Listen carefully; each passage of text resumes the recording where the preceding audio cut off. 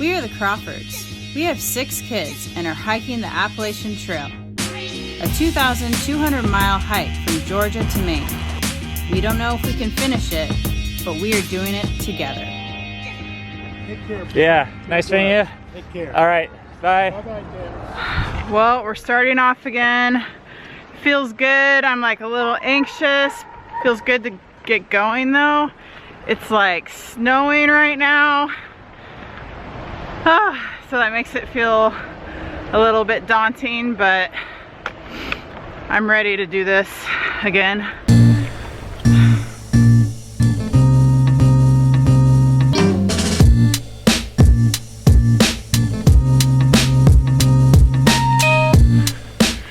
I'm actually really excited having this guy on my back. Originally, I wanted him to carry him for the trail, but I was gonna carry him on my shoulders with a pack, and we decided that shoulders, yeah. We decided that'd be too much weight for me, and I think we made the right choice. Carrying him with the pack, I would have been the weak link and the slowest. I learned it was like 9 years ago when we hiked around Mount Rainier for the first time. And at that time, Memory, who is 11 now, she was 2. And for 95 miles, I carried her on my shoulders with the pack that Cammie's using now. So for like, I think it was 11 days through the rain, I carried her. And it just like forced us to spend this time together that as a dad, I never could have spent that much time literally like touching my kid for almost 2 straight weeks. Like, I mean, you think about when they start crying, oftentimes we send them to like another room when there's like walls and all these things dividing us from our children that, you know, are kind of nice. But out here, we don't have that. I mean, right now it's great. He's having fun. We've just been out here for 30 minutes. It's gonna get messy though. You know, he's gonna have his ups and downs. But for 5 months, I'm gonna get to experience every single one of those with him. We're gonna have to because of what we signed up for. So anyways, it's good to have him back here. It's good to see him on your back. And are you enjoying your newfound independence? I am. Definitely Rainier's more weight than what I'm carrying now. So that's really nice to have less weight. But also, I enjoy my solitude, and having him on my back 24/7 really kind of sapped me of my emotional energy that I kind of, I mean, even though he's right up there with Ben, he's not on my back, and it kind of feels, I really just like the independence or solitude that provides. And I think Ben has a higher tolerance for constant social interaction. I just felt like I was always on call for him. You know, even if it was happy, but he just wanted to like talk, I felt like I needed to interact with him, and I love that, but doing it that often really sapped me of my energy. So I think it's cool that, you know, Ben and I are tapping into what each of our strengths are and weaknesses, if you want to call it that, whatever, but just differences that we're both really different. And I think he actually enjoys having Rainier right there with him more than I do for that often, which I think is great. We've done 5 backpacking trips around Mount Rainier. It's like a 95-mile loop, and I think 2 out of those 5 times we had 2-year-olds that Ben carried on his shoulders. And I was always so amazed that he did that first was just the weight, but also just this, like, I realized that he really enjoys just having them with him. And so now he gets to do it a third time with Rainier. I imagine some of you guys are thinking, oh, Ben's weird, or they're superhuman, or they're cut out from different cloth because they like being around their kids all the time, and toddlers and stuff like that. And I just want to say, it hasn't always been this way for us. I mean, we're just normal people, and we've been through 17 years of parenting times however many kids. We were very much into like sending our kids away from us when we couldn't handle their emotions. And a lot of times we really didn't like our kids. And there's times now when it's like difficult and uncomfortable, but we came to believe something really different that has really helped us. I had a mentor sponsor in a 12-step group years ago that advised me the next time my son throws a temper tantrum, just to hold him, just to hug him and hold him through it and just be there with him, present emotionally. And I'll tell you, in the beginning, that sounded like the most difficult thing ever, and I hated it. And after years of trying to practice this, I came to just change on the inside, really the way I saw my kids, and I think the way I saw myself, because the reason why I didn't like my kids when they're screaming and crying or whatever is because I saw myself in them, and I couldn't handle those things about me. So of course you can't handle them with your kids. But when you come to be able to accept them and your kids, it changes the way even I see myself. And I think God loves my kids. I think God loves us, even when we're throwing temper tantrums. And I've never seen a better tool of doing that than to be with these little mirrors that we have. I mean, after 10 years of thinking about that, you know, we can climb a mountain with kids on our backs, but it was not that way. So I hope if, you know, you're sitting at home on a warm couch and you're maybe thinking about how you could apply some of these things, one thing to consider is the next time your kid feels unacceptable to you, you know, they're throwing some temper tantrum and you're wanting to send them away from you, to just maybe hold them and let them know that they're okay in that time period. What do you see there, Rainier? What do you see? White stripe. It's really beautiful up here. It's getting kind of cold. Rainier fell asleep.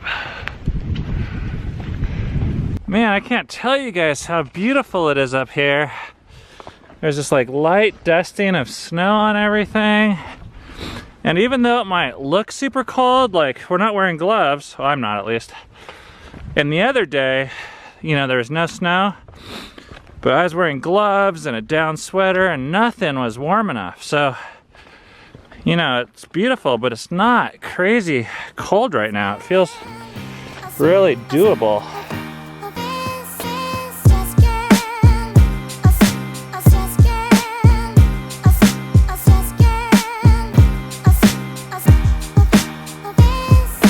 More snow. It's crazy. We come around these corners and then it's like the shady side of the mountain and it looks all crazy, like white and beautiful. Like everything's white. I'm in Georgia. I'll go with the flip-flops. Now I'm in North Carolina. You're half and half. I haven't been in North Carolina. Wow. You guys crossed a whole state. Well, give or take. I mean, who's really counting? This means we have officially hiked 78 miles from the beginning and 9 miles today. It's pretty exciting that we're crossing state lines. Rainier is really excited about North Carolina. He's still asleep. I heard him like stir a little bit. When he stirs, it like almost knocks me over. It's like when you're driving a big van in a windstorm and it almost like blows you off the road. That's how it feels when it like moves around back here. The sunshine just came out. So beautiful out here. Starting to warm up a tiny bit.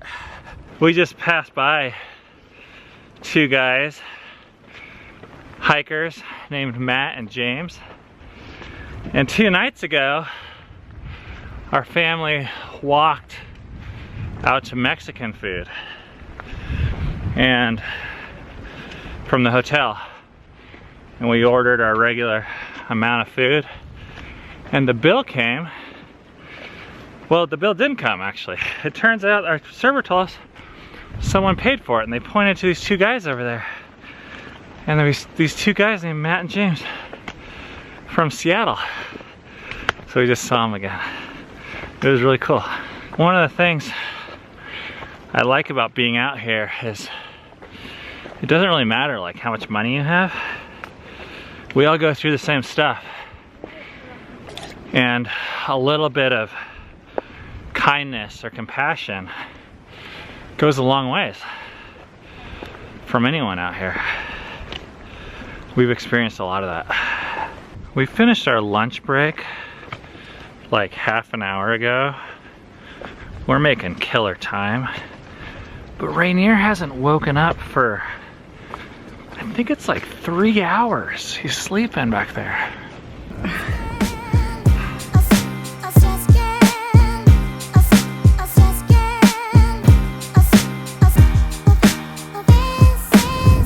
It's hard to tell if it's actually hailing or if these ice blocks are getting blown off these trees. But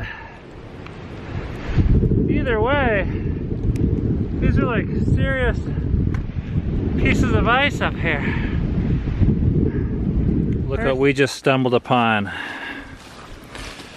2 pieces of candy that the kids left us. Trail magic. He woke up and he just said, snow.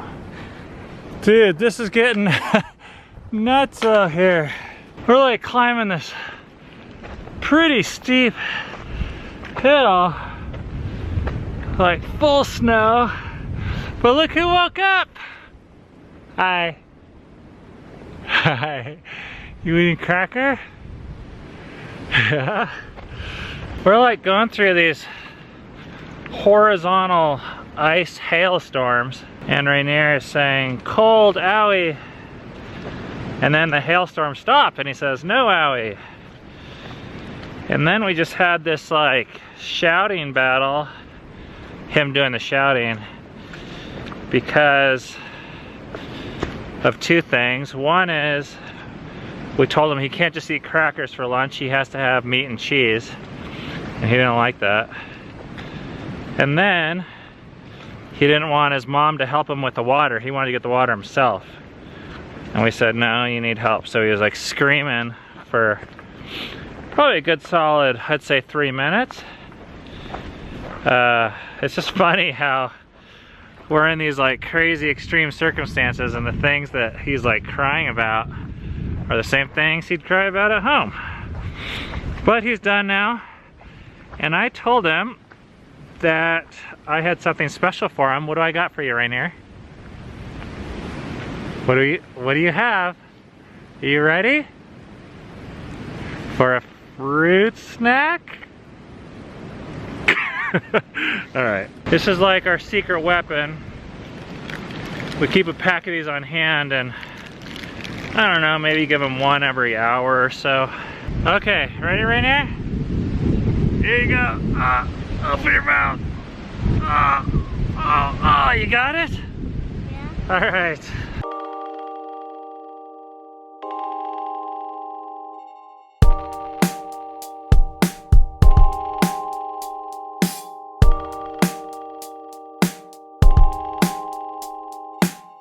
Are the num-nums all done? Yeah. Yeah? Was that yummy? Yeah. Is it cold here? Yeah. What are you doing? Hey, you made it all foggy. no, you can see. Hey, scoot back. Alright, Rainier made the camera all foggy. That was a really rough day because of the cold there at the end. We made it 15.8 miles today, which is huge. I don't know if we're having another cold day tomorrow, but we're gonna stay warm inside the tent because we're expecting a cold one tonight. We'll see you guys tomorrow.